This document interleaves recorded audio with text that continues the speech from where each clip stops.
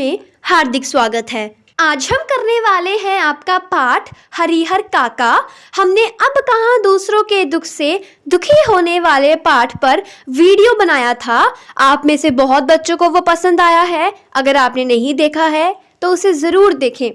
उसी के आधार पर बच्चों ने कहा कि संचयन भी करवा दें। तो आज हम हरिहर काका पाठ लेकर आए हैं। वीडियो अच्छा लगे तो लाइक, शेयर एंड सब्सक्राइब करना ना भूलें। तो चलिए पाठ को शुरू करते हैं। हरिहर काका पाठ मिथिलेश्वर द्वारा लिखा गया है।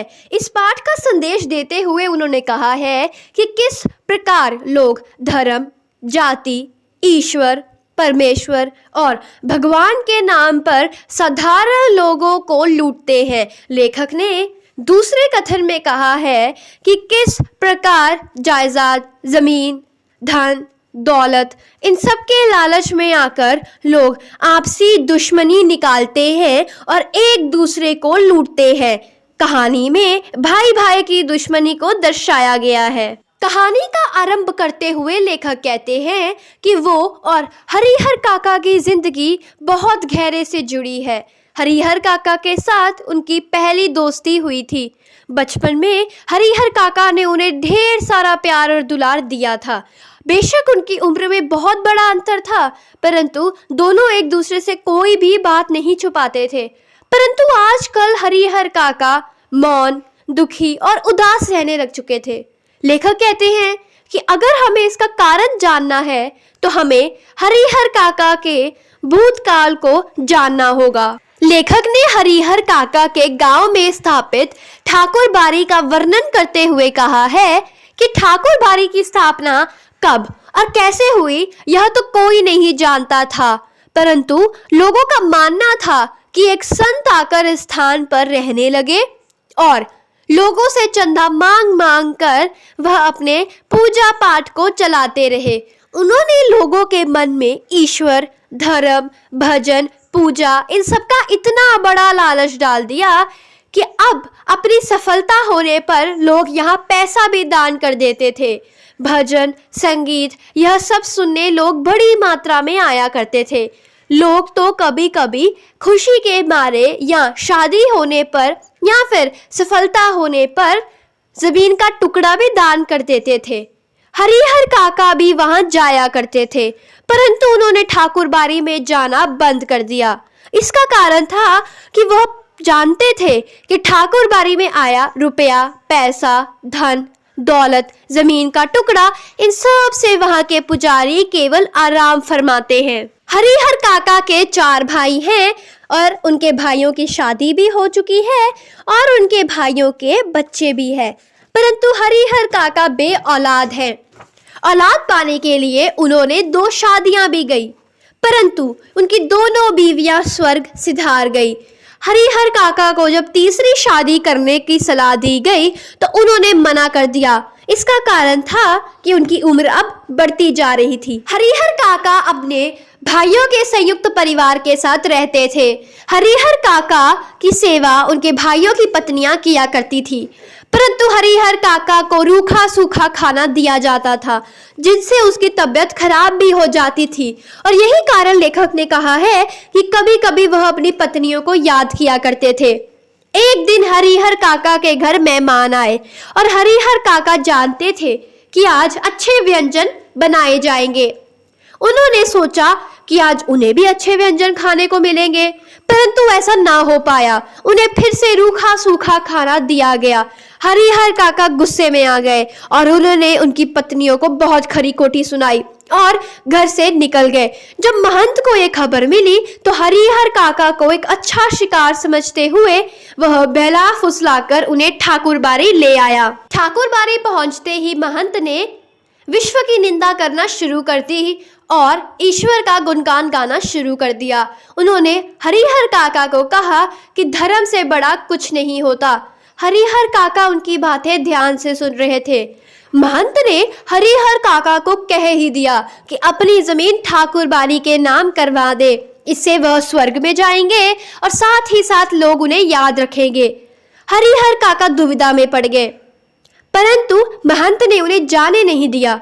महंत ने ठाकुर बाड़ी में ही उनके रहने, खाने, पीने और सोने का इंतजाम करवा दिया। अगले दिन उनके भाई आए और हरिहर काका को लेकर चले गए। अब हरिहर काका की बहुत अच्छे से सेवा होने लगी थी। हरिहर काका के आसपास बच्चे भी रहते थे। जब भी उन्हें कुछ चाहिए था वह मांगते और 5 महिलाएं उनकी सेवा में मौजूद हो जाती। अब हरिहर काका की जिंदगी मौज में कट रही थी, परंतु वहां लोगों ने बातें करना शुरू कर दिया। इसी के कारण लोगों में तू तू मैं भी होने लग गई। लोग 2 गुटों में बंट गए। एक कहते थे कि हरिहर काका को जमीन भाइयों के नाम लिखवानी चाहिए और दूसरे लोग कहते थे कि धर्म से बड़ा कुछ नहीं होता, तो हरिहर काका को ठाकुर बाड़ी के नाम जमीन लिखवानी चाहिए।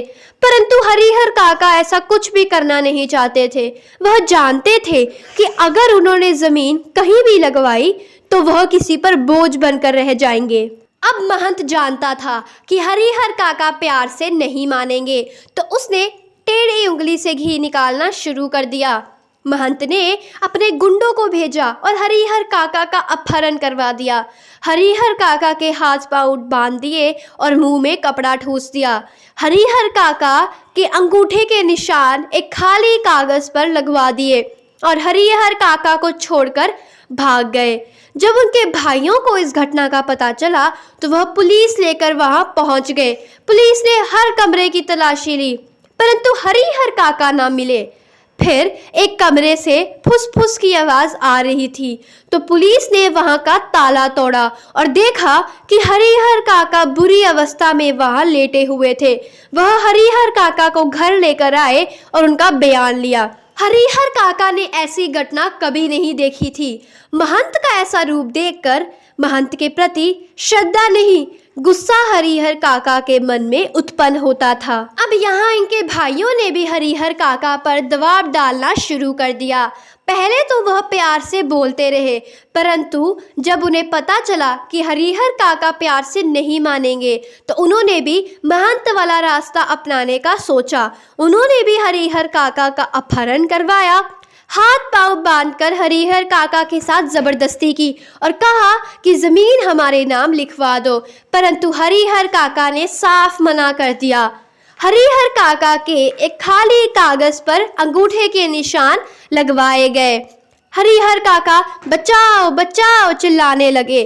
तब उनके भाइयों को पता चला कि उन्हें भी महंत की तरह मुंह में कपड़ा ठूस देना चाहिए था, परंतु तब तक देर हो चुकी थी। महंत वहां पुलिस लेकर पहुंच गया और जब उनका बयान लिया गया तो पता चला कि हरिहर काका को उनके भाइयों के द्वारा बहुत मारा पीटा गया है। अब हरिहर काका के पास पुलिस सुरक्षा थी, हर जगह जवान उनके साथ तैनात रहते थे। अब नेताजी भी हरिहर काका के पास प्रस्ताव लेकर आए कि उनकी जमीन पर उच्च विद्यालय खोलेंगे, परंतु हरिहर काका ने साफ मना कर दिया। अब गांव के हर व्यक्ति को यह बात पता थी और हर कोई हरिहर काका के बारे में अफसोस करता था। बिजली से ज्यादा तेज यह अफवाह फैली और कई लोगों ने तो नमक मिर्च लगाकर इसे और बढ़ा चढ़ाकर कहा। कई लोगों ने तो यह भी कहा कि हरिहर काका की मृत्यु के बाद कौन उनकी जमीन लेगा, महंत या उनके भाई। और कई इलाकों में तो यह भी बातें हुई कि डाकू बुट्टन सिंह को हरिहर काका की जमीन हथियाने के लिए बोला गया है। लोगों ने तो यहाँ तक अफवाहें की कि हरिहर काका के मृत्यु के बाद उनकी चिता को कौन जलाएगा। यह बातें तो बहुत तेज फैली, परंतु हरिहर काका इन बातों पर गौर नहीं करते थे। वह तो अब अकेले रहते थे, अपने भाइयों से एकदम अलग, और अपनी जमीन पर जो भी उगाते थे वही खाते थे। उनके पुलिस कर्मचारी भी उनकी जमीन से उगाए गए अनाज पर मौज करते थे। और यही कारण था कि लेखक ने शुरू में बताया कि हरिहर काका उदास और मौन थे।